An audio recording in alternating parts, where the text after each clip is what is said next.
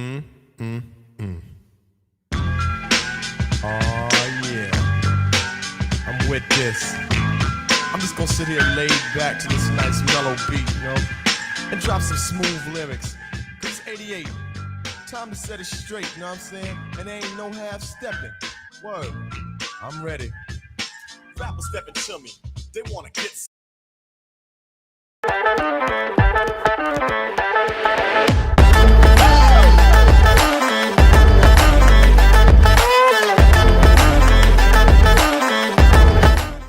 All right, good morning, everybody. Welcome to the party. It is Monday, November 4th, 2024. This is episode 740. Wait for it. Wait for the ticker. Episode 742 of Simply Cyber's Daily Cyber Threat Brief podcast. I am your host, two thumbs, all smiles, Dr. Gerald Auger. And over the next hour or so, me, you, Marcus, Kyler, Tony Parrish, Jeff S., Mad Destroyer, some other Ryan, some other lurkers, people who I met this weekend who told me they are regulars in the Simply Cyber Daily Cyber Threat Brief, but are driving or are, for whatever reason, unable to comment.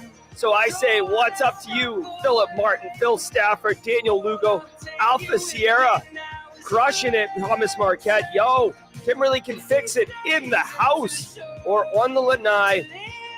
Casually Joseph, Justin Gold, representing the youth. Guys, we're all going to be shredding the top cybersecurity news stories of the day. Title says 743. All right, well, let me fix that caption. There we go. There we go.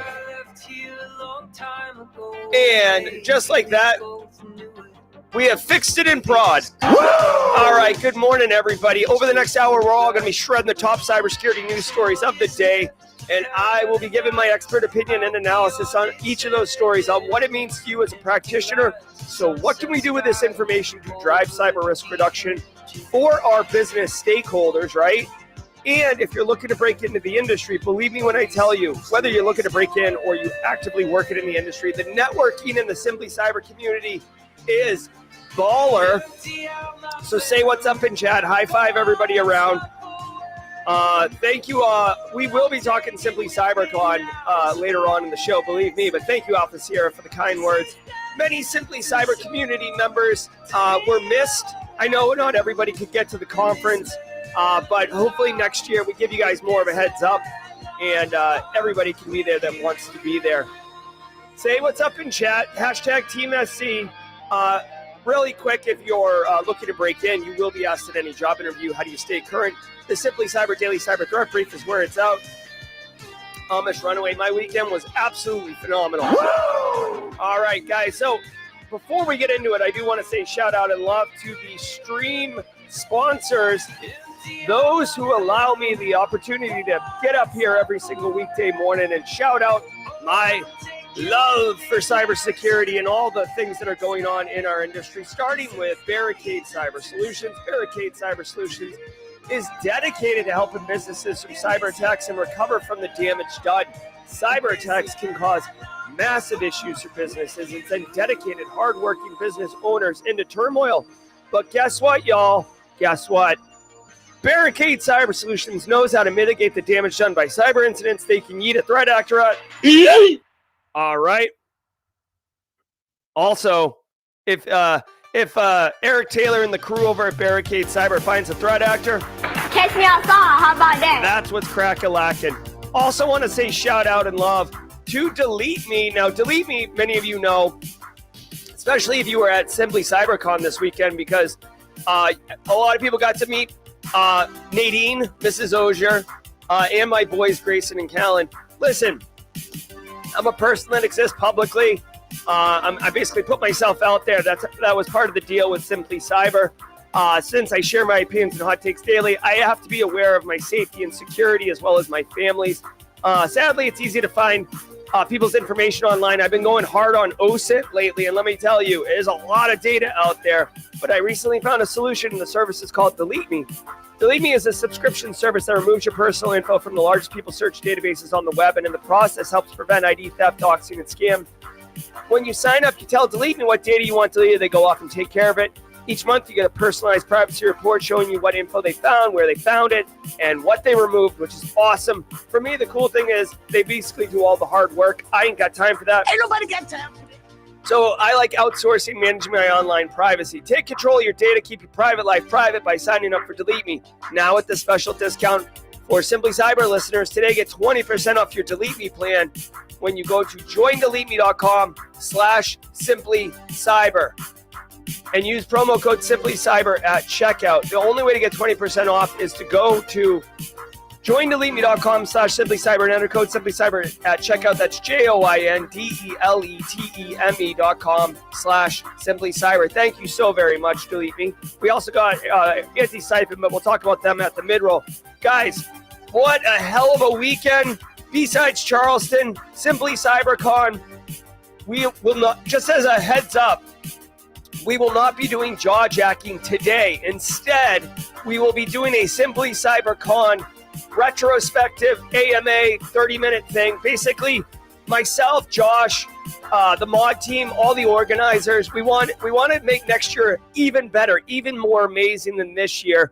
And what better time than right after the con to get people's thoughts while it's fresh in their head. So we will do that at the end of the show today. So stay tuned for that. And even if you didn't go to Simply CyberCon this year, if you want to have input and put your fingerprints on what next year can look like, we certainly welcome that as well. All right, guys. Every single episode of the Daily Cyber Threat Brief, including this one, is worth half a CPE. So say what's up in chat, grab a hashtag TeamSC, screenshot, right? Grab a screenshot, and then as simple as that, file it away once a year, count up the screenshots, divide by 2. Matt Jones, get your screenshots. Also, if you went to Simply CyberCon, we have to do this. Kimberly, can you help with this? We need to get you'll get 6 CPEs. We'll make a CPE certificate of attendance for you to download and get CPEs for Simply CyberCon. If today's your first episode, I'm sorry. I know there's a lot going on and you might be confused as to some of the things I'm talking about. But believe me, you're going to be very happy that you stayed here. Drop a hashtag first timer in chat. Hashtag first timer in chat if today's your first episode. All right. I am struggling, guys. I'm on the struggle bus. Good morning, FedEx. Hey, Rhonda Rummerfield. Morning, all. Good job, LeGrot. All right. Love it, love it, love it. Okay, and stay tuned because we also are going to be shouting out our Simply Cyber Community Member of the Week. Simply Cyber Community Member of the Week. All right. All right. Do me a favor, sit back. Yeah, Tom Bishop, if you attended virtually, you can absolutely get CPEs for sure, okay? All right. Gosh, I've been struggling. All right, do me a favor. Everybody, sit back, relax. Let's let the cool sounds of the hot news wash over all of us in an awesome wave. Zero Priest, we got a first timer. Welcome, Zero Priest. Welcome to the party, pal. Welcome to the party, pal. If you can, drop Zero Priest a John McClane emote, everybody, squad members. Larry Shervington with a super chat. Did we just become best friends? Yep. Thank you. Congrats, Marcus Kyler. Couldn't be happier for a better person, my brother. Wait a minute. What happened to Marcus Kyler? I want to know. I want to know what happened to Marcus Kyler. Can someone tell me? I want to know. Oh, this is what happens. Here we go. Marcus Kyler, before we start, y'all met my girl on stream Friday during my talk. Well, she's not my girl anymore. She's my fiance as of yesterday. I didn't get a chance, but Marcus Kyler, congratulations. Yes. That Hansel's so hot right now. Congratulations, Marcus Kyler.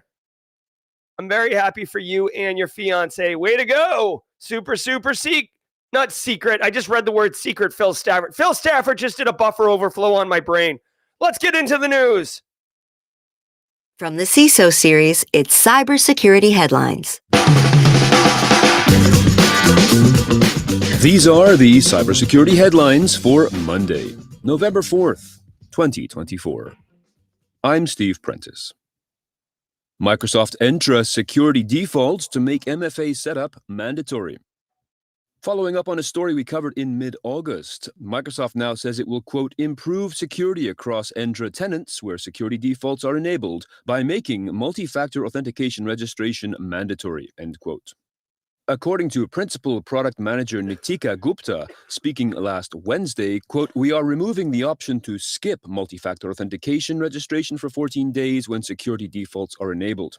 This means all users will be required to register for MFA on their first login after security defaults are turned on, end quote. This change represents part of Microsoft's Secure Future initiative, which was launched in November 2023. All right, thank you. All right, so this is so amazing. All right, ready? Okay. Now this would normally be amazing, but in the shadow of Marcus Kyler getting engaged to be married, it does pale in comparison. But this is MFA, people. According to Microsoft research here, 99.2% of identity-based attacks can be blocked if you have multi-factor authentication. Now, I'll just go out on a limb here and say, that seems, MFA is very valuable, but 99.2% seems a little high. Oh my God, what is this pop-up? I don't have, what are we doing here? No one wants you here, pop-up, go away. All right, so for some reason, you used to be able to skip for 14 days having MFA. Here's the thing, if you're gonna require MFA in 14 days, then why not make it required today? I will tell you 1,000 out of 1,000 times, when you are setting something up, think about your own experiences, right? When you're setting something up, you want to use it. You need to use it. You've been either given direction by your boss to set this thing up and make it work, or you're trying to do your own business and you need to set this up, or whatever it is.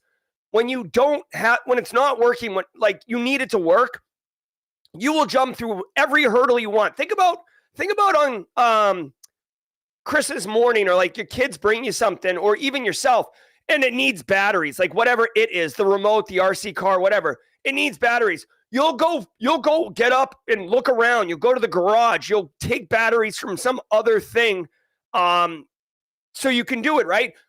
My point is, when you need to do something, you will jump over hurdles to do it. So requiring MFA on initial configuration, everybody's going to set it up. No one's going to be like, get to the MFA stage and be like, oh, geez, you know what? This is a bridge too far. I'm going to go with AWS or what? No, everybody's going to use this. Thank you, Microsoft. I'm actually a borderline low-key annoyed that it took to 2024 for this to become mandatory. I love this. You can have your crappy passwords. You can reuse your passwords. At least MFA is going to help you. Now, I don't know if this is for... remember, there's a lot of different user accounts, okay? There's general users, there's admin users, there's global tenant. There's all these different types of user accounts. For sure, you want the privileged ones, the ones with extra access, the one that can do security things. You want those ones to have MFA no matter what. But I'm curious if this is requiring MFA only for those ones. You must sign into them to enable security defaults. You have to go into Entra Admin Center. I just want to see. All right, so if you're not using conditional access, which is a feature that you can turn on, basically like, time of day, location, different types of conditions, basically, then you are advised to enable security defaults. I don't know why you would have to enable security defaults. Like, it should be enabled by default. This is kind of dumb. Beyond MFA, just basic security defaults. So anyways, if you are responsible for an Azure environment, if you're using Azure for your business, M365, and Microsoft Entra for your identity and stuff like that, be mindful of this. You'll have to turn it on. One final thing about this one, don't sleep on communicating to your end user population. Now, if you're setting up a fresh environment, then don't worry about it because it's like, oh, this is the way we're doing it here, right? Thank you, Eric Taylor. Microsoft will force global admins. But if you are actively running an environment and you turn on security defaults, there is a potential, just like when you make any change in production, there is potential to impact end users in real time, right? This is why we don't make changes in production willy-nilly. So make sure you communicate out, make sure you understand what those changes are. Heaven forbid you actually use change control. Oh, call a CAB, a change access board, or control access board, whatever you want to call it, before you make changes in prod, okay? Do not be casually Joseph and just hit YOLO and apply all the changes in prod and then call it a day. Just kidding, Joseph. I know you don't do that. Anyways, I'll take this as a W. Ransomware attack hits German pharmaceutical wholesaler AEP. Describing the attack as, quote, targeted and criminal, end quote, the Bavaria-based pharmaceutical wholesaler said last week's incident resulted in partial encryption of its IT systems. The Bavarian Pharmacists Association said that pharmacies should be able to use supplies from other wholesalers during this disruption, which is now being investigated by the State Criminal Police Office. All right. All right. So, yeah, Germany gets hit. This is a medical pharmaceutical group. Pharmaceutical wholesaler. So this doesn't sound like a manufacturer of pharmaceutical products. It sounds like a supply chain. Now, obviously, this could be impactful to society if they're pushing like rare drugs or, you know, like drugs that are very, very important to someone like who has lupus or whatever. I always go to the lupus example because during COVID, whatever medicine treats people with lupus became like a hot one for COVID mitigation. And then people with lupus couldn't get their drugs and it was a big problem. So I always go to that one. Whatever. I mean, I hate to be so flippant about it, but this is a ransomware attack on a large company, period. The fact it's German doesn't really matter. Ransomware threat actors don't care. Straight cash, homie. The fact that it's a pharmaceutical wholesaler doesn't matter. Straight cash, homie. Right? The impact to society. Straight cash, homie. It doesn't matter, right? Like, it just literally treat these like variables. Ransomware attack hits insert country, insert industry, disrupts, insert consumer, right? I mean, that's what's up here. Standard practice with ransomware, guys. If you are, if you work in pharma, I know a couple people who work in pharma. Take the story, use it as information, right? Set up a tabletop exercise. Go watch Simply CyberCon track 1, second to last talk. Fleetus, who I believe is out of Charlotte, gave a talk on making tabletop exercises. I caught the end of his talk. Tabletop exercises more human-based, focusing on the people, not on the tech. That's what you can do, and that's what you really should be doing. This is literally, you can find any ransomware story that fits your business, your industry, your user base. That is like recent, right? Always. All right. I'm not even going to spend more time on this one.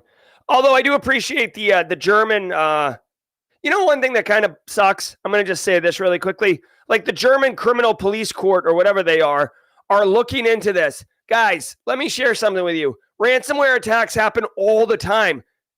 It's because it's this big business. They're getting special attention from like the German FBI. I find that, whatever, interesting, but also sucky. You know what I mean? Sucks. Sorry, small publishing company out of Mount Pleasant, South Carolina. You don't rise to the level of, federal support. Just annoying. Graded LightSpy spyware targets iPhones with more destructive power. Another story we covered earlier this year highlighted the Mac OS version of LightSpy spyware, famous for stealing files from apps like Telegram and WeChat, as well as files and data from an infected device itself. The same researchers at Threat Fabric have now discovered an enhanced version of the spyware designed for iPhones, which supports new functionalities including destructive capabilities to prevent the infected device from booting up. It currently targets platforms up to 13.3. The researchers state that, quote, since the threat actors use a rootless jailbreak, which does not survive a device reboot, a regular reboot can be a best practice for Apple device owners, end quote. All right. Hey, James McQuiggan at 35,000 feet with 10 gifted subs. Did we just become best friends? Yep. Thank you, James McQuiggan. And if you're one of the 10 people, good morning, AA Witherspoon. If you're one of the 10 people who are picking up what James is putting down, welcome to the party, pal.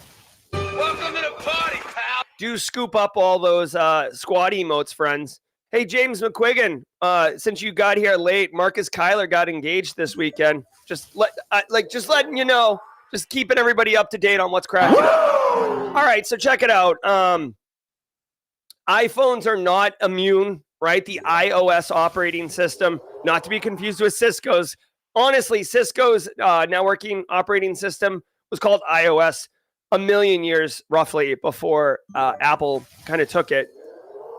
This is spyware, and it looks like it exploits Safari. So there's a lot. Hold on. All right. So what I would say here is, first of all, this is a great one to educate Apple users that, you know, malware can exist on their phones, on their iPhones. So don't think that they're immune because they're using Apple products. Looking at it technically, it is exploiting a 2020 vulnerability. So it's CVE 20209802. Fun fact, if you didn't know, the naming convention for CVEs is it always starts with CVE, and then the year the vulnerability was disclosed publicly, and then some unique identifier. So right now, looking right at it, you can see this is a 4-year-old vulnerability. So I don't know how it says new LightSpy spyware, but it literally it's if this graphic is correct, it says new, but it's exploiting a 4-year-old bug.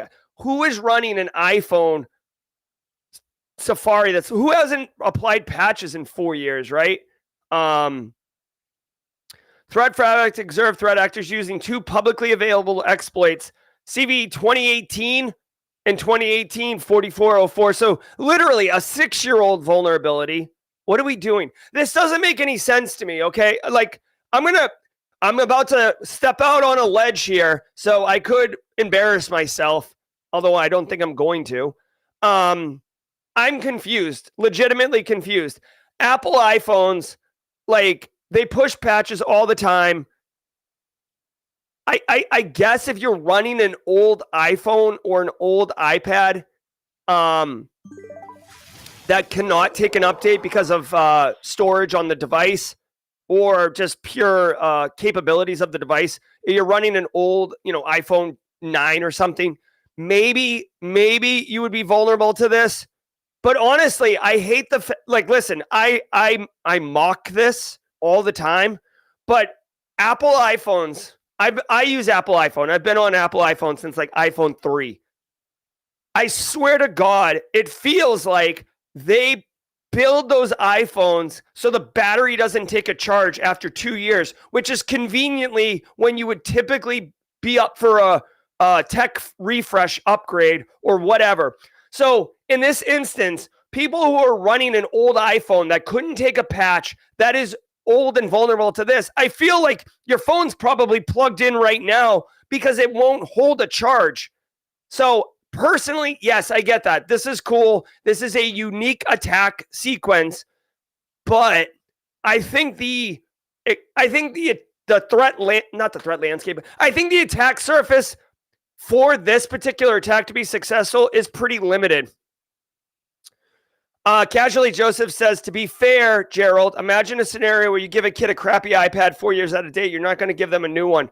I agree 100%. I do. My kids do have my old iPhones and stuff, but I mean, just okay. So then it's spyware on a kid's phone, right? All right. I mean, I don't want spyware on my kid's phone, but they're not high value targets. They're not VIPs. So, I mean, for me, this is interesting, right? I enjoy a good Apple iPhone attack. But if you think about the potential attack surface and then the user population that would be attacked, it has kind of limiting value, right? Typically, if you're going to infect an Apple iPhone with spyware, you want a VIP or an investigative journalist or something like that. And that's why you would buy and have the resources to get Pegasus or Predator or whatever the other top tier spyware is. So TLDR, it says reboot your phone to clear this out. If you're interested, this could be a really interesting tech deep dive to show how this works.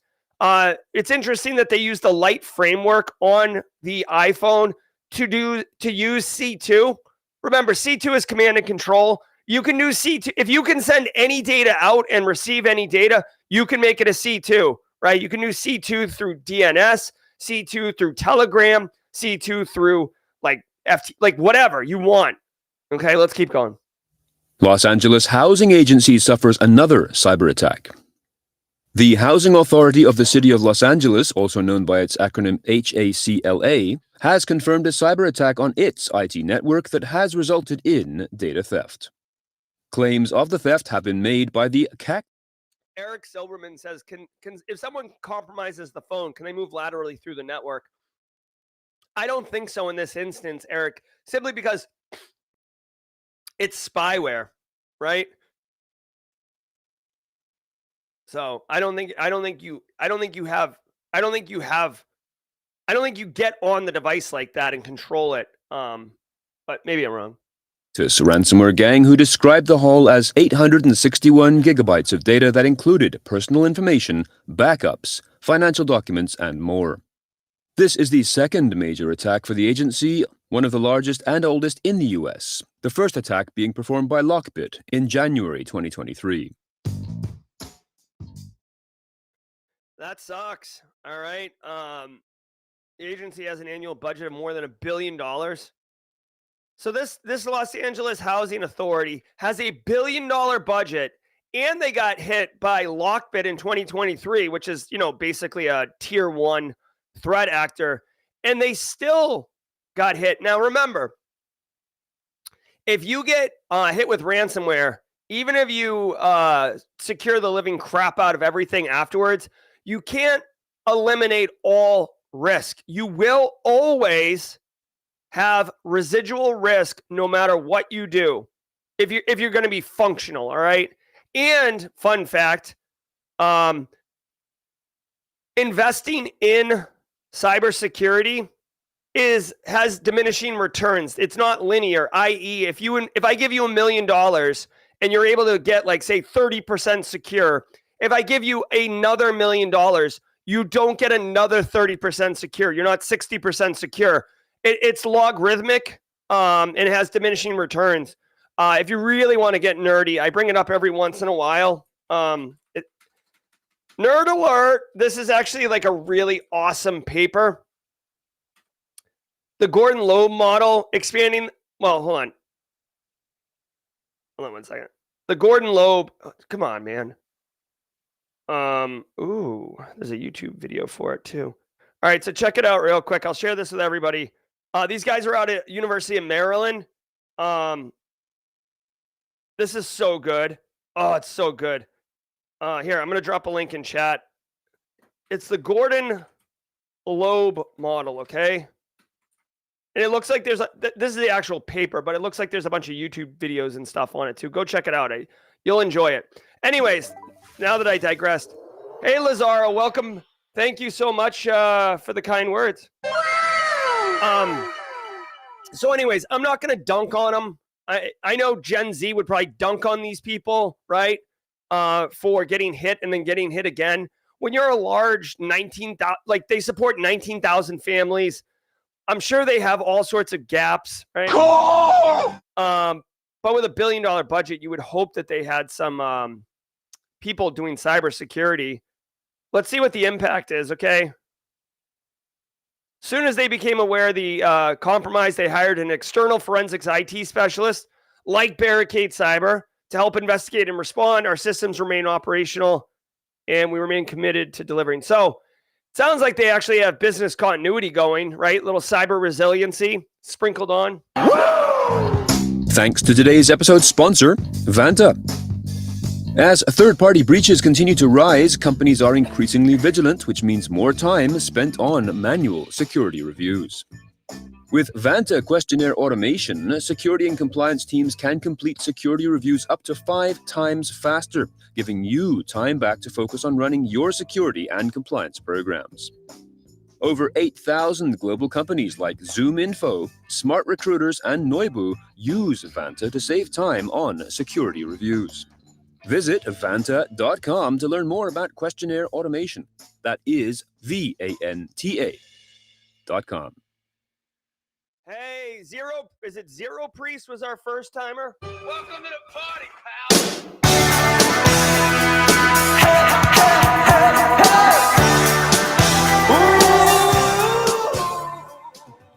Oh yeah, let's let Simple Minds breathe for a second. Woo! All right, guys, welcome to the mid-roll. It's 8:30. Someone call Nick Barker. Get him up. Oregon's own Nick Barker. We're right at the bottom of the hour. I love it. I love it. I love it. Guys, if you're getting value from the stream, do me a solid. Hit that like button on YouTube.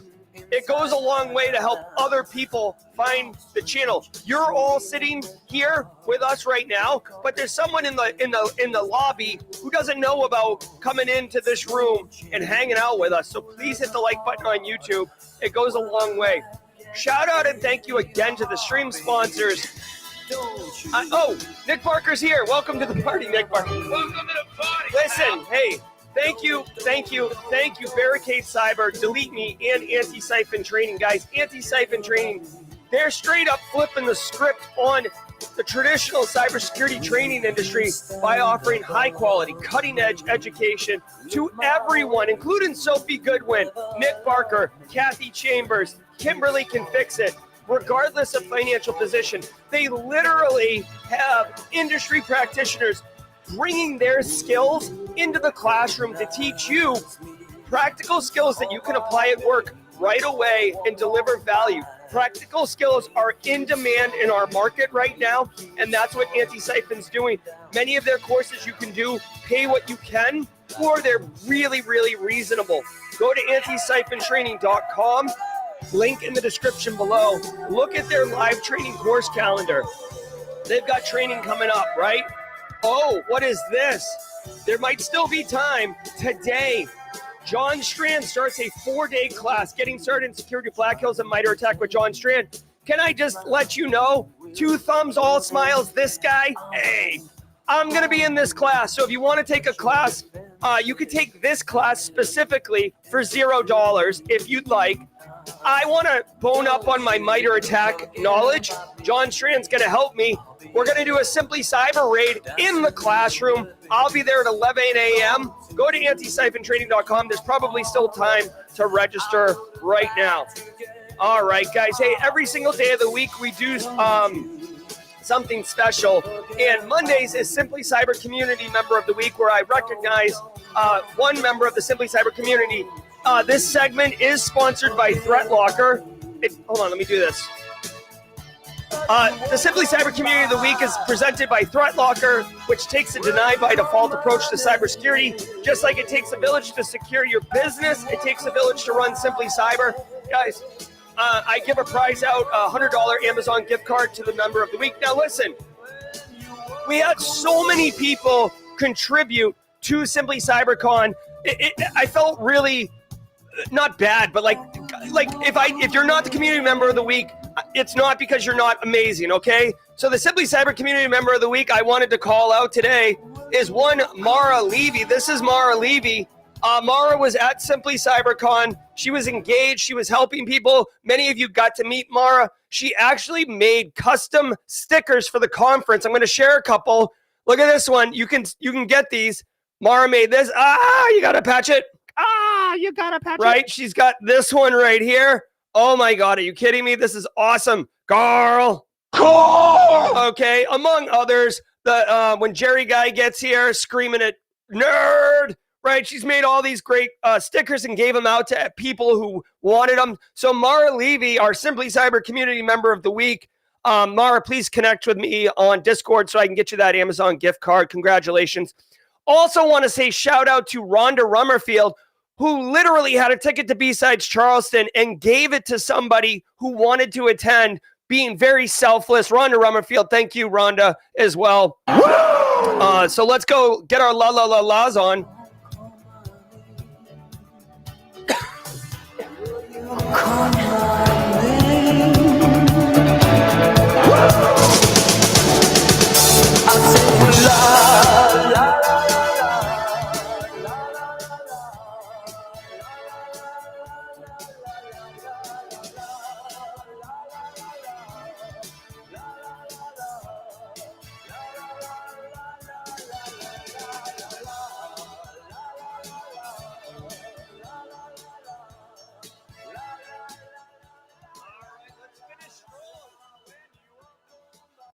Microsoft's SharePoint RCE bug used to breach corporate network. This particular bug, which has a CVSS score of 7.2 and which was patched in July, has been observed by researchers from Rapid7 exploiting a corporate network.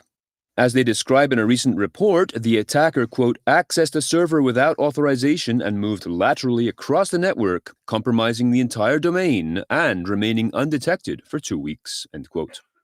The attacker then, quote, compromised a Microsoft Exchange service account with domain administrator privileges, gaining elevated access, installing the Hurong antivirus, that is H-O-R-O-U-N-G, which created a conflict that disabled security defenses and impaired detection, allowing them to install ImPacket for lateral movement, end quote.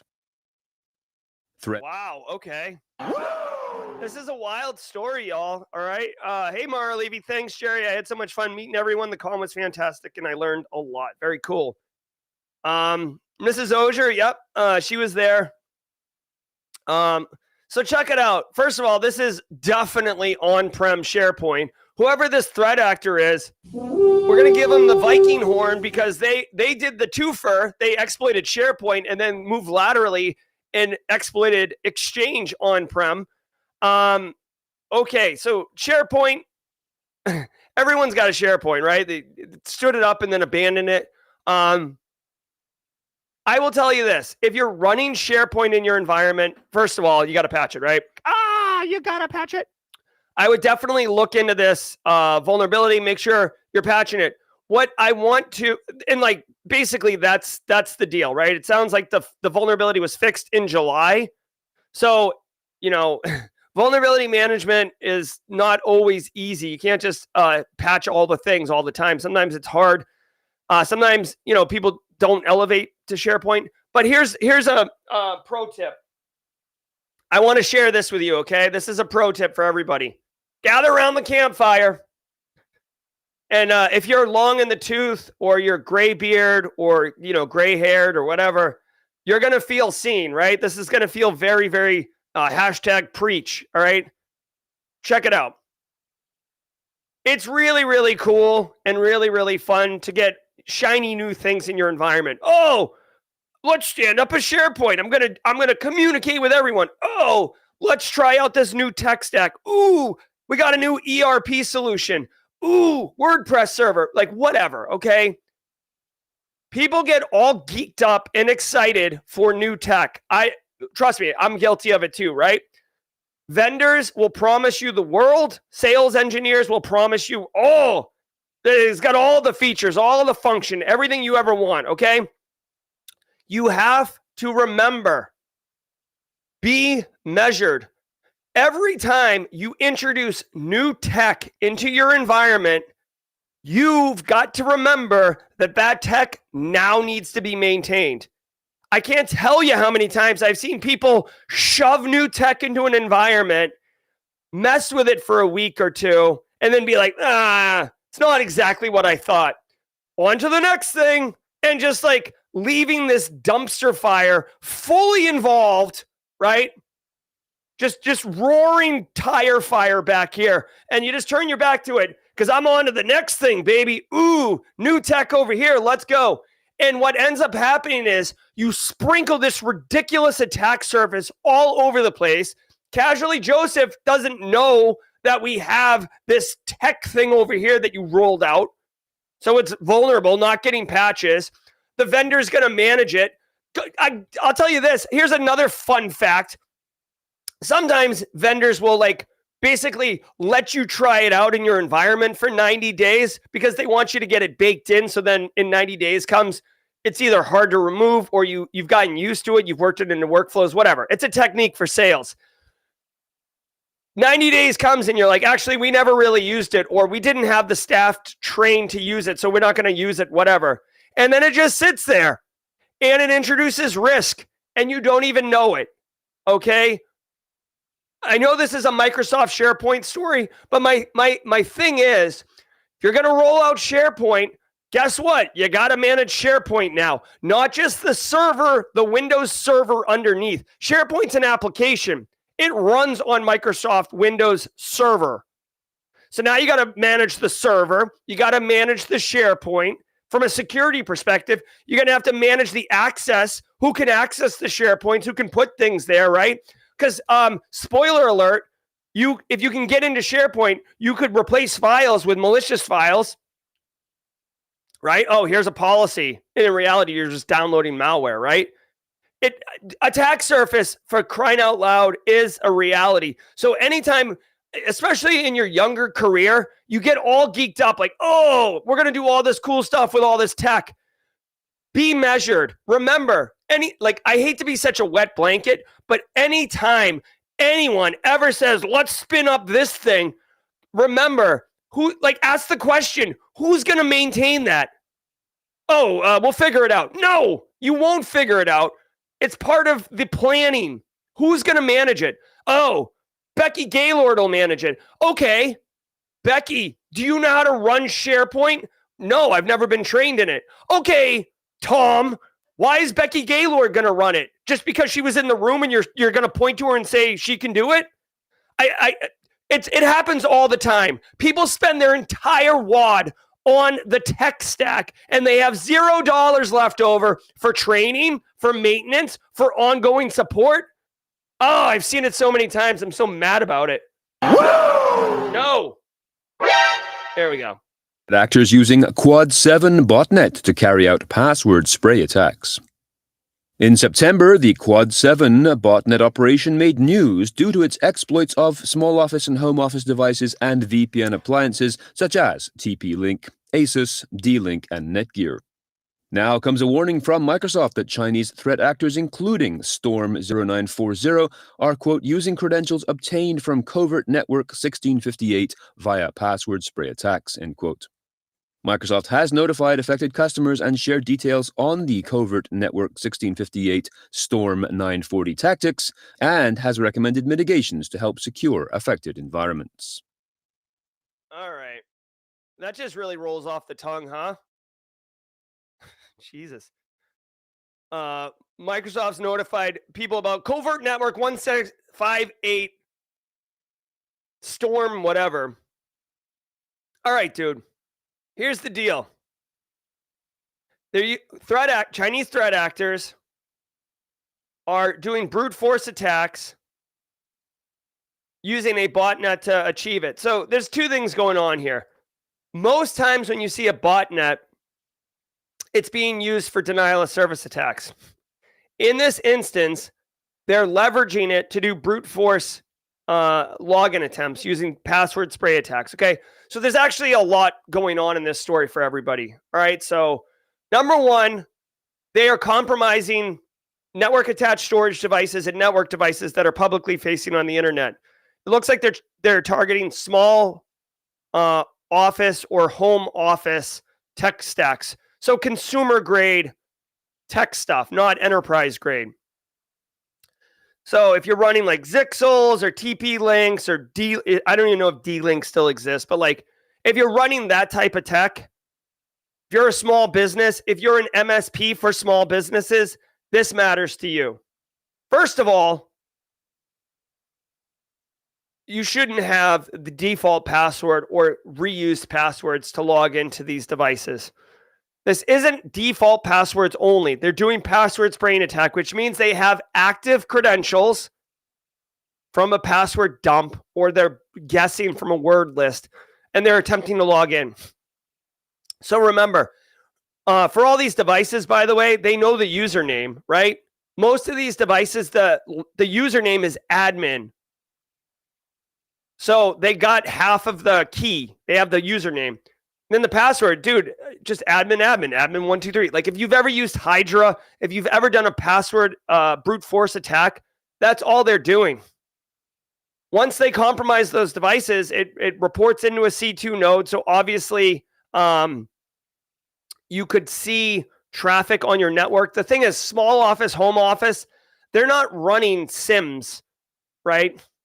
So they're a great target for these threat actors, because like I run a small business. I don't have my network telemetry going through a SIM, right? Even if I did, I don't have time to look at the SIM, right? So there's this like weird, there's like this chasm between having no like basically SecOps capability and then having outsourced MDR SecOps capability and then having in-house, right? There's these like leaps. Finally, the botnet is being used to log in and attack VPNs, Telnet, SSH, Microsoft 365 accounts. I actually got a little mixed up there. I don't know if they're using brute force attacks to log in and take over these devices. I would imagine they are.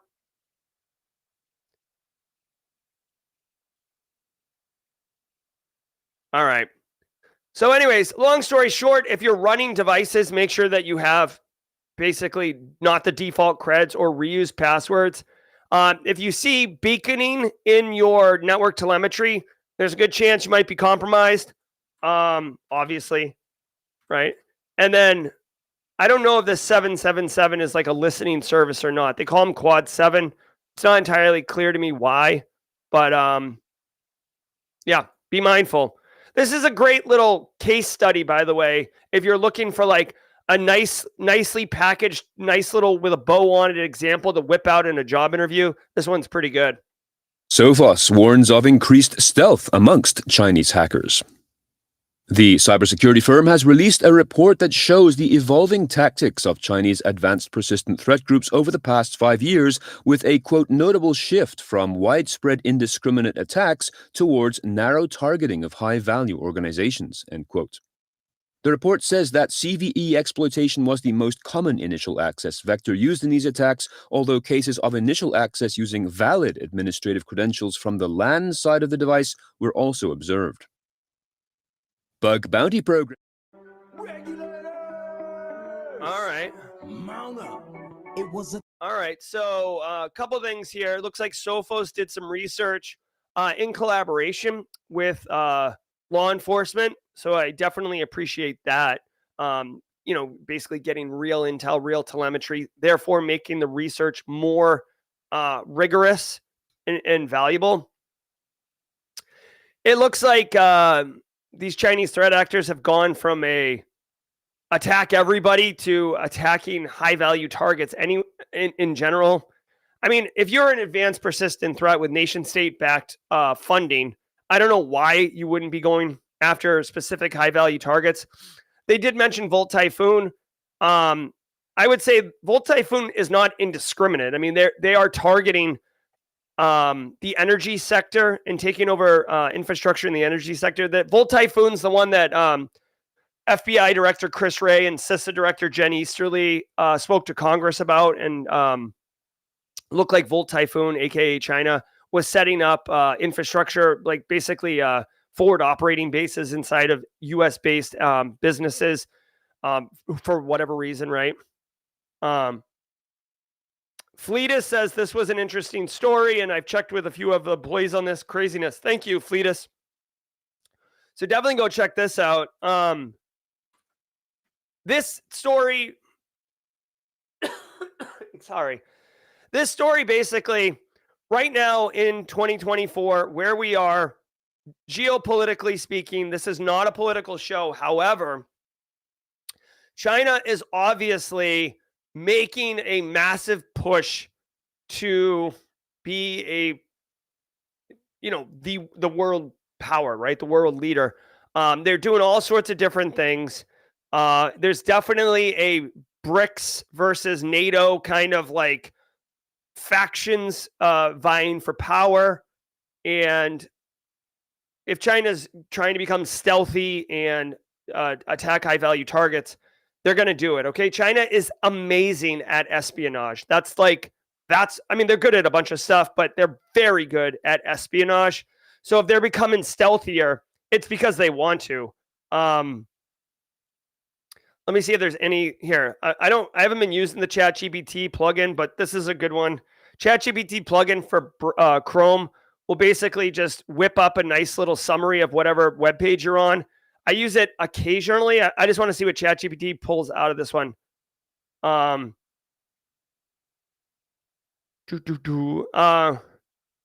the state-sponsored groups in China are sharing exploits with each other. So they're doing kind of a ISAC, if you will, like a threat actor ISAC. Shouldn't surprise you, right? That they would be sharing internally with each other. It looks like early attacks involved remote access Trojans and rootkits. Sure. Here we go.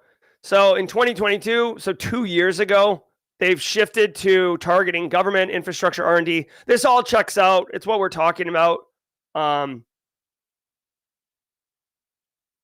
And there's a decrease in traceable data due to better OPSEC by attackers. So, all right, the story here, it shouldn't surprise anyone. Basically, China has been operating for several years on state-backed initiatives to compromise devices and stuff. And as time has progressed, they've gotten better at it, and they're targeting specific high-value targets now. That's the story. Very interesting. Let's go. Yields 34 flaws in open source AI tools. The flaws, which were discovered in open source AI and machine learning tools, were disclosed Tuesday as part of Protect AI's Hunter Bug Bounty Program, that is spelled HUNTR. The report includes 18 high-severity flaws ranging from denial of service to remote code execution. Security researchers from Protect AI, Dan McInerney and Marcello Salvati, stated, quote, "Through our own research and the Hunter community, we've found the tools used in the supply chain to build the machine learning models that power AI applications to be vulnerable to unique security threats. These tools are open source and downloaded thousands of times a month to build enterprise AI systems." End quote. Don't forget. All right. I'm confused here. So, okay. So check this out. This is around vulnerabilities, specifically around AI and AI technologies, right? So Protect AI, I wasn't familiar with. They are claiming to be the first AI ML bug bounty program. Okay. This is actually really cool. All right. So bug bounty is basically open community. Anyone can attack. And if they discover vulnerabilities, they can disclose them through the bug bounty program and make sweet, sweet cash. Straight cash, homie. And also help harden the software and stuff like that. Take it easy, Tom Bishop. So if you're into bug bounty and you're into AI security, go check out Protect AI's Hunter program. I also want to point out really quickly, John V. I get his last name wrong. I think like John Vance. He is in the Simply Cyber community. He might even be in chat right now. And he actually does a lot with AI, ML, and security and mentoring. And we actually have an AI, ML security channel on the Simply Cyber Discord server where John is in there. So if this is something that is interesting to you at a deeper level, I strongly recommend you go to the Simply Cyber Discord server, ! Discord in chat right now. John's right there, right? John's right there. So John V is somebody that you can learn from and connect with if you want to go deeper on this. I love that there's bug bounty. You could see here that they discovered through this bug bounty program, they disclosed something like 35 or 40, 34 vulnerabilities. There's a whole bunch of CVEs in here. They run the gambit, right? There's access control issues. There's path traversals. There's IDORs. There's RCEs. really a mixed bag of, choose your own adventure here. I will tell you that AI is so hot right now. That Hansel's so hot right now. So if you could get a CVE related to AI, that would be pretty dope. That would look very good on a resume, and you could probably get some publicity, right, for your personal brand if you did that. So I would check into that. Nice job. Way to go. Shouldn't come as any surprise. I didn't think about doing bug bounty for AI ML, but now that it's here, it's like, oh, obviously, it's obvious. Right? To register for this week's Super Cyber Friday conversation all about... All right. I was supposed to be on that, but I can't because I got travel.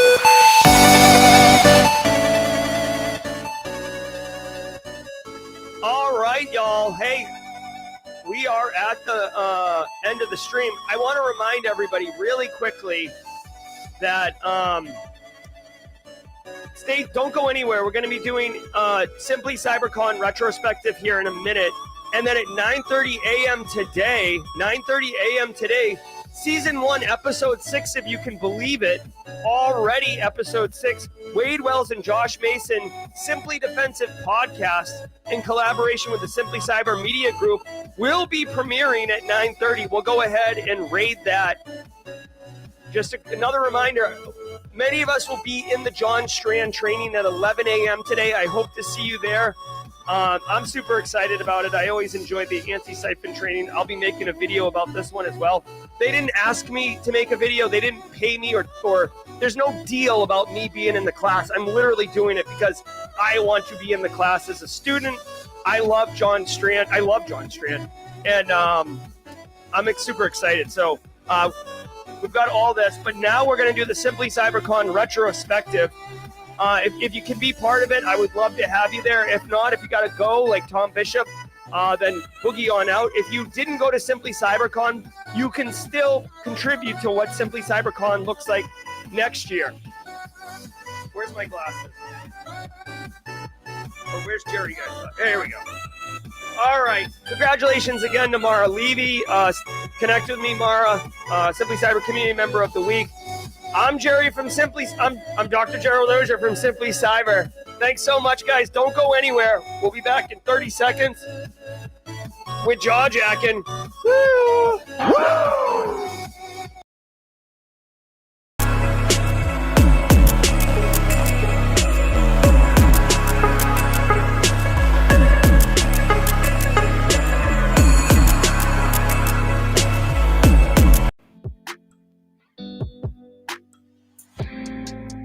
Hey, how's it going? You all right? My name is Jerry Guy. This is the Simply Cyber Daily. No, I'm sorry. What's up, everybody? This is Jerry Guy. This is Jaw Jacking. We're coming right off the heels of the Simply Cyber's Daily Cyber Thread Brief with that nerd, Dr. Gerald Auger. But in all honesty, y'all, we are kicking it. Simply CyberCon 2024 retrospective. Give me 1 second. Let's go. Save. All right. I beg you, I implore you, I humbly request that if you can stay with us for a few minutes and share your thoughts, perspective, we're going to capture as much as we can. Let me get my Obsidian open. I'm going to break it down for you, share a couple updates, and then we'll get engaged really quickly, okay? So check this out. Couple things. Number one, if you didn't know, the Simply CyberCon Discord server, it is its own server, okay?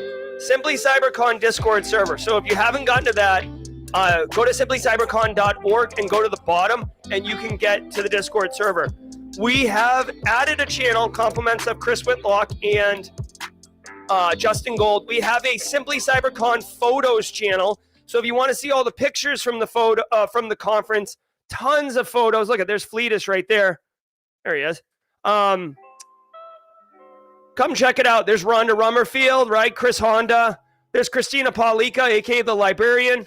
Joe Hudson. Guys, come check out all these pictures. Share your thoughts and everything. Okay. I do want to say quick shout out to James McQuiggan at 35,000 feet. He actually gave me this gift, which is super cool for the community. It's a framed picture, massive team photo from Simply CyberCon. So thanks to James McQuiggan, as always. All right, guys. Let's talk retrospective. Okay. I do want to remind everybody, I think Josh Mason did make a spreadsheet, so let's bring that up really quickly. Give me a second. Oh, here it is. All right. Check this out. Josh Mason has made a spreadsheet. So let's do this. Here's the spreadsheet, right? Hold on. I'm going to drop a link in chat, okay? This is a Google form. Please take a minute and fill this out. Google form for feedback. All right. So I'll throw it. I'll open the door really quickly. Some things that Josh and I and the organizers have talked about. We really do like it in Charleston. So it'll stay in Charleston. Big picture, I would like to get training the day before next year. We are currently looking at, just so everyone knows, we are currently looking at November 6th and 7th, 2025. Okay, besides Charleston would be November 8th. Training for Simply CyberCon would be the 6th, and then our conference would be the 7th. And then in 2026, we're thinking about making Simply CyberCon a 2-day con. So then training would be Wednesday, con Thursday, Friday. Okay. So as far as the big things go, let me start a poll. How do we claim CPEs from our talks? So first of all, let me say attendees. All right, so I'm adding make getting CPEs easy and clear. Justin and everybody who registered for the conference, you will get an email with a link to download the CPEs. And Kimberly, I don't know if there's already something there. David Atkinson, I completed my bachelor's in cybersecurity. I have an interview for a SOC role in an hour and a half. David Atkinson about to melt people's faces and blow their minds. Oh, yeah, I see that. That's okay, Jenny. Go crush it. All right. So I like Obsidian. I'll tell you what, check this out. I actually put a theme kit on my Obsidian. So now my Obsidian is retro synthwave. So cool. All right.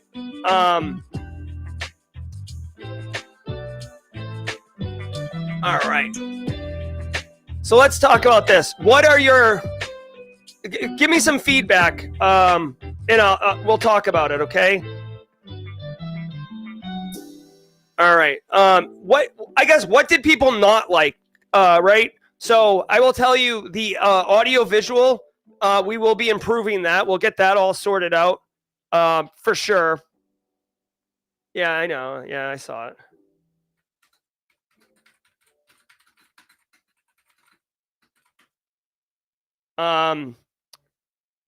I guess what's the best way to do this? Luke Canfield, if you just Google it, it'll come up. I forget how I got it or what I got. All right. Yes, Josh Mason did put a lot of work into this con. It was amazing. Yep. Shout out, Christina Paulika did a back pocket talk. She had about 30 seconds from we need a speaker to she was presenting, which was pretty impressive. Kathy Chambers, we also did not like that you were not there. ZMIF was bummed that the CTF didn't work out. I agree, ZMIF. I don't know what happened there. Unfortunately, I'll put make sure it works. Make sure it works next year.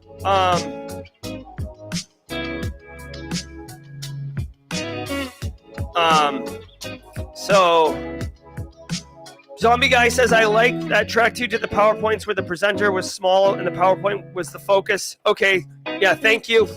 We will get the audio visual much better next year.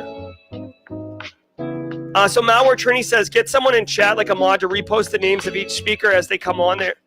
Couldn't see the name on the slides. Okay, thank you, Malware Trini.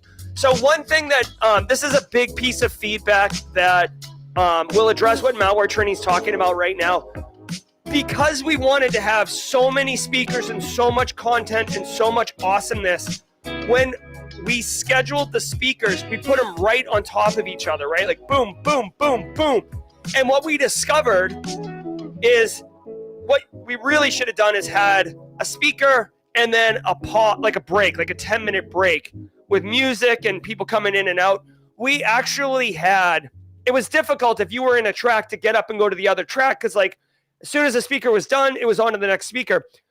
The AV team, DJ BSEC and Casually Joseph, they actually had slides to introduce the next speaker, but because it was happening so fast, they didn't have time to put up those slides. So we're definitely going to fix that next year as well. Lucas Prail, it was great meeting you as well. Yeah, the after party was cool.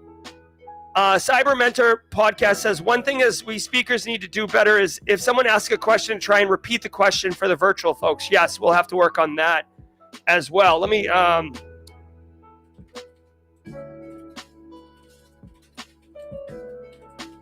also, big picture stuff. We're going to be adding a closing keynote to the conference next year. We didn't have a closing keynote. We will do that next year. So Variable says, do the Simply Cyber live at the con in the morning if possible. Yes, I agree with that. I actually thought about that in the shower this morning. So if you didn't know, I will meet. I hate saying I. The mod team, right? So me, DJ BSEC, Casually Joseph, right? Others. We will be doing Simply Cyber's daily cyber threat brief live in person at Wild West Hack and Fest next year. So if you want to attend a live, viewing or whatever the word is, a live production of the daily cyber threat brief next year at Wild West Hack and Fest, we will be doing that. And because we'll be doing that before Simply CyberCon 2025, we'll have worked out all the kinks if there are any. So we will be doing it in person live at Simply CyberCon 2025. We're actually, I'm talking to B-Sides Charleston, we're trying to get it at a hotel. So then the rooms and the facilities are all set up and really, really designed to enable us to have the best conference we can. Kathy Chambers says, quality over quantity, less speakers with better quality be better than more with low quality. Okay, so less speakers, higher quality. And I'm actually going to put increased break time between speakers to allow for attendees to shift and for AV to put title cards up. Okay, this is all great information. Great information. All right, so we had confirmed 99 in-person attendees, 526 virtual attendees. Now, I don't think all virtual attendees showed up, but that's okay. Oh, interesting. So Roswell UK is saying that the virtual chat was split between YouTube and Discord. Yeah, we definitely want people on Discord. So I'm going to actually say virtual attendee chat was split between Discord and YouTube.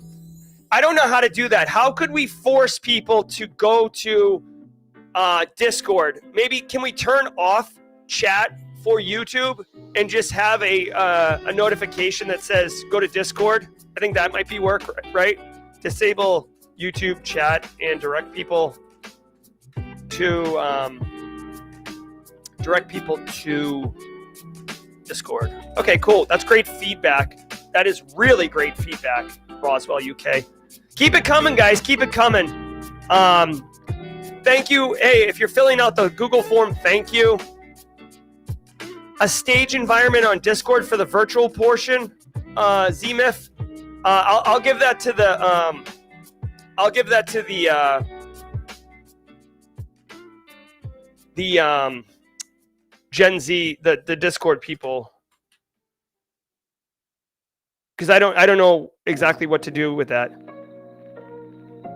Space Taco says some people cannot go to Discord. We'll have to figure that out. All right, so speakers. Okay, so speakers felt rushed because next speaker was up. Okay, this is all really great information. What did James McQuiggan suggest? I see Rhonda saying, okay, so Space Tacos, we may have to disable chat on YouTube, unfortunately. Virtual music between talks. All right, I like that. Let me say music between talks for virtual people. Okay. Lucas Prail, a meetup channel for outside the conference. Okay, so Discord channel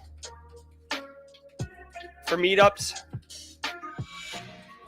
You know what I kind of wanted to do? I was thinking of renting a party bus for us to be able to shuttle us around. I don't know if that's a good idea or not, but all right, what else do we got here?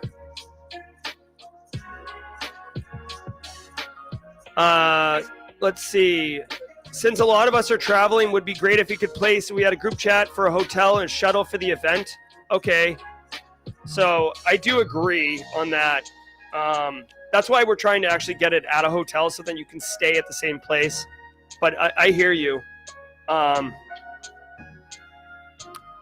Yeah, hey, really quick, Mad Destroyer. I know he's unable to chat, but we might have a harbor cruise for speakers next year just to incentivize people to want to submit talks to speak next year. All right, what else? So DR's finest. Is there a bus that can fit everyone? I don't think so. I think it would have to be like a shuttle, shuttling people. I will tell you, East Bay Beer Garden, we took it over. We took over East Bay Beer Garden, so that wasn't a bad location. So Motaz Bella, don't worry. It doesn't sound stupid at all. It does not sound stupid at all. CPEs are continuing professional education credits. And basically, if you get a cybersecurity certification, chances are you have to maintain it. And part of that maintenance is an annual fee, right? Straight cash. Straight cash, homie. And then the other part is maintaining continuing education. And that's what CPEs are. So the Daily Cyber Threat Brief is an instructor-led webinar. So you get CPEs for it. Chris Whitlock was shuttling people from the airport. Thank you, Chris Whitlock. Chris Whitlock's such a great person.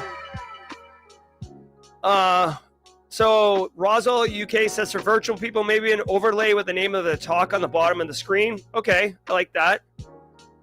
We could do a lot with the virtual stuff. We just didn't. Like track 1 looked like crap because I didn't have a capture card and I was an idiot. James McQuiggan says a welcoming committee at the airport, very similar to Airport Con. We could totally, hold on one second, damn. We could totally do that. That's a lot of work, but we could totally do that. It was so noisy with all three being used at once. I had to close Discord to not have notifications while I watch. Yes, you get CPEs for the conference, 100%. I think 6 CPEs is what we came up with. Any way to try to schedule a private event at East Bay Beer Garden? Tech Ricky. So, Tech Ricky, we could do a private event. East Bay Beer Garden wanted thousands of dollars, like $3,000 or $7,000, just to book the event. That didn't include booze or anything like that. So I'm into a private event, but we'll have to figure it out. Honestly, if we do it at a hotel, I mean, we could do it. I mean, we could do a bunch of different things. Delegate people for committees. James McQuiggan. Yeah. So here's, this is not any shade on anyone. There was a lot of volunteers and a lot of people helped and I loved it. But we did have people who like signed up to be responsible for certain things that it didn't come to fruition. So we do need to be very deliberate on expectations when people sign up for things. But yeah, Josh Mason's going to be handling a lot of the logistics and organization next year. So I'm super grateful to Josh and the organizers for that. Okay. How can we get those CPEs? DR's finest. We will email if you signed up for the conference, virtual or in person. You will get emailed the cert to download. Okay, don't sweat it. Marcus Kyler, come on, bro. My backyard. It would be insane. I don't know if I could handle Simply Cyber in my backyard. That would be an event.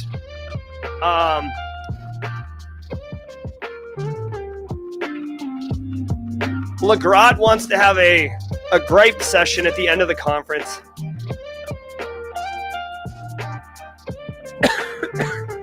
So, okay, that's a big infrastructure piece. Host the Simply CyberCon streams on a website and have the chat there, possibly.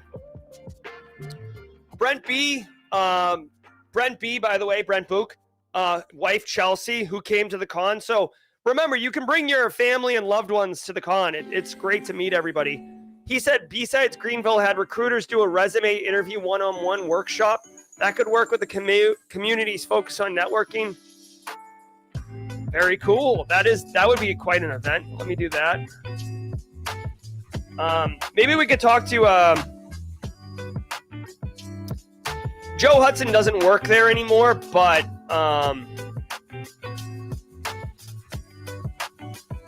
maybe he could put us through to Hunt Source. Deidre Diamond, her company Cyber SN probably could do that, so that's a good idea. Here, I'm gonna put in my notes Hunt Source, Cyber SN. Okay, cool. Thanks for that idea. Fred on, do we have plans to change locations in the future? So the actual site of the conference will likely change. Yes, we probably will not do it at Harbor Walk next year. We're looking for a bigger facility. It will be in Charleston, South Carolina. That's a fact.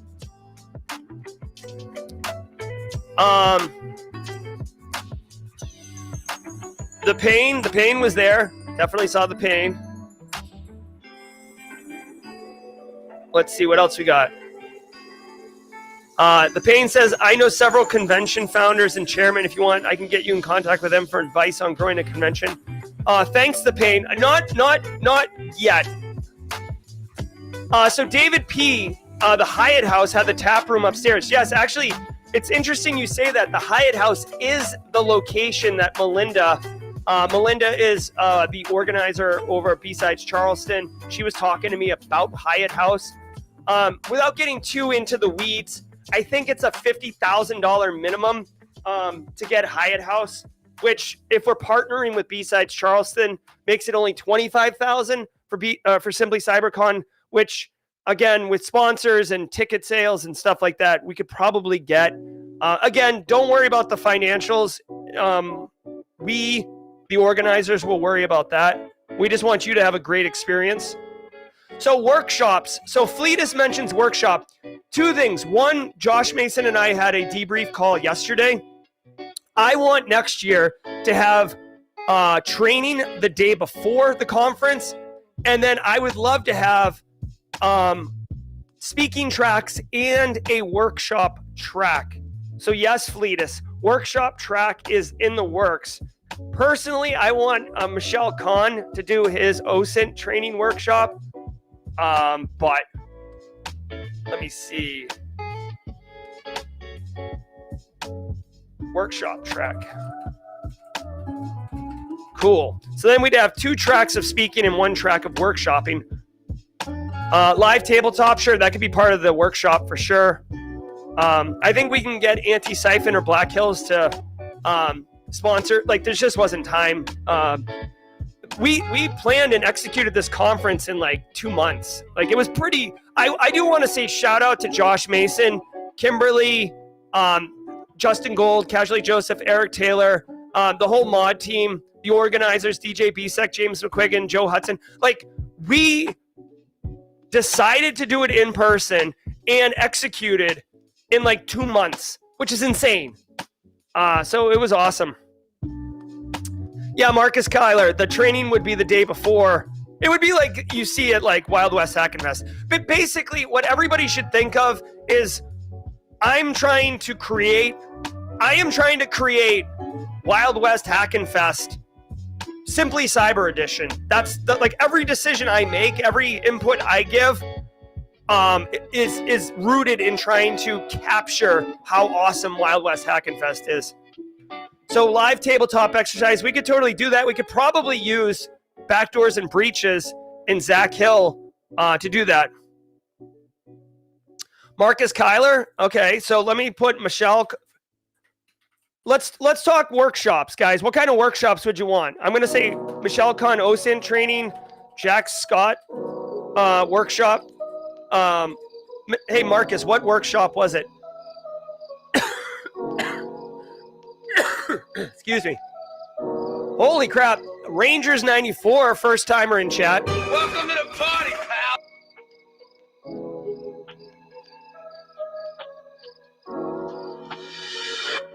All right. Okay, so Becky Gaylord wants the chats, the stream, the talks to start and end at the same time. Certainly a good idea. Maybe. So the thing is, first of all, let us know what workshops you want. Second of all, I want you to know that track 2 is going to be for new speakers. This is important to me. This is important to the team. We want new speakers to be in a safe space and get that first talk under their belt so they can start speaking at other events and growing, right? Growing themselves. So I don't want to ask someone to give a 45-minute talk for the first time. So Becky Gaylord, I like the idea. I'm thinking maybe we have track 1 be a long talk, and then track 2, maybe we can partner 2 new speakers together, and like basically they'll run their talks like one after another, and it'll be like, two, like pairs. Okay, Sean Saylor says experience level for the workshops need to be considered. Okay.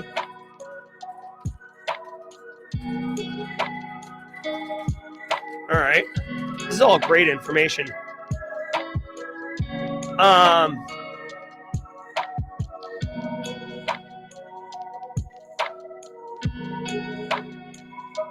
right.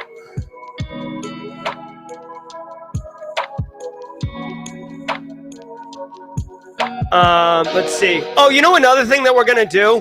We're going to have coffee and like snacks. Like that was something we didn't do, but I really liked that B-Sides Charleston had it. Carrie Tyler, a workshop on how to give a talk. Chris Young could run that workshop. LeGrat, workshop on using MITRE ATT&CK using this framework. All right.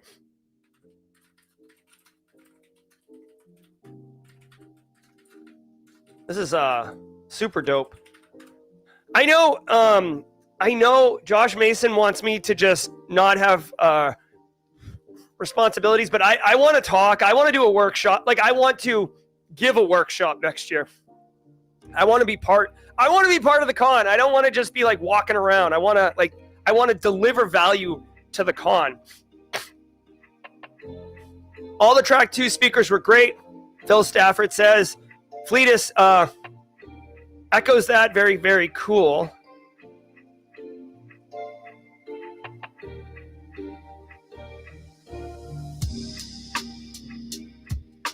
Yeah, so it sounds like track 1 and track 2 need to be synced in some way. Like, however we solve that is how we solve it. But let me write that. Sync track 1 and track 2. That's really fair. That is really fair. All right. All right. So CTF 101 workshop. Yep, that's a good one. Thank you, Josh Mason. I'm approved to do a workshop. Yes. All right. Yeah, we missed Eric Taylor at the con. He popped in for a minute, but then he disappeared.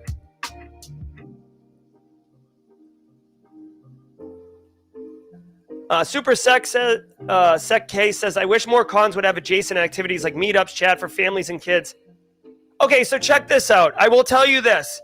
There were 3 kids at Simply CyberCon. And I'm not going to count Lara Flores' son, Dell. Like, he's older, but there were 3 kids. There were some games. I'm 100% with you. Like, I would love, activities outside the scope of the con. We will have next year, we're planning to have like a room that has like Lockpick Village, but also a Nintendo Wii, an N64 with Mario Kart. We want to do like karaoke or something like that. We are super family friendly, and we will be doing that. Okay, so 4-minute warning. 4-minute warning. We will be doing this in a couple minutes here. So just remember, go to the Google Forms and drop your info here. This has all been really great feedback. You've given literally, you're helping us make the conference as great as it can be next year. All right. Excuse me. All right. I mean, my kids were there. Both of my kids were there. My wife was there. Like, it's family, like, coloring contest, badge design. That's cool. I like that. Coloring. So I'm going to add a family section, whatever. So coloring contest. Yeah, more kid activities. All right. 5 years late. Did we mention syncing the YouTube Discord chats like it is in Cyber News? Yeah, we could do that. Ooh, VR setup. That's true. We could do VR. I want to have like more contests and stuff too. Hey, Lara, I'm glad your son had fun. Not bad, huh? For a bunch of nerds, right? Amish Runaway, very cool. Yeah, bring the kiddos. Maybe I'll make my kids the official like kid ambassadors. Give them some responsibility. Oh, kiddo swag bags. Oh, that's such a good idea. Also, we'll have more time to get sponsors lined up. A shout out to Eric Taylor, who Barricade Cyber, who funded the speaker luncheon. Ceteria and Panoptcy. Can I just tell you guys, Panoptcy donated $4,000 to Simply CyberCon, and Brandon Poole didn't even want like a table or a booth or anything. In fact, he gave a talk. He was one of the speakers. He said, I just love what you're doing, and I want to support Simply Cyber. I want you to not have to sweat, the details and focus on just delivering awesomeness to the community. That's what we're talking about. All right. These ideas are all fire. Cyber safety for gamers, phones, socials. Yep. Ooh, Fleetus, a Simply Cyber coin giveaway. That could be cool. I do want to have like a black badge or a couple black badges like CTF and, stuff like that. I actually was talking to Nadine last night. I would love like a black badge type thing. But what I want is like a belt or something. Like you get the badge to keep for yourself, but I want like a trophy or a belt, something that like last year's winner hands to this year's winner, and it becomes like this totem that gets handed around the community. I want a couple of those. I want that. I think that would be super cool.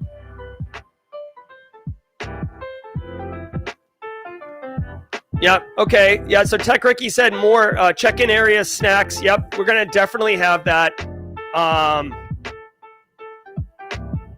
Next year's facility is gonna be better suited for what we want to do here. Really, guys, this was like the pilot, right? I keep telling people this. This was like the pilot episode. Super grateful that we had 100 people in person so we could stress test and figure out all the things. Yeah.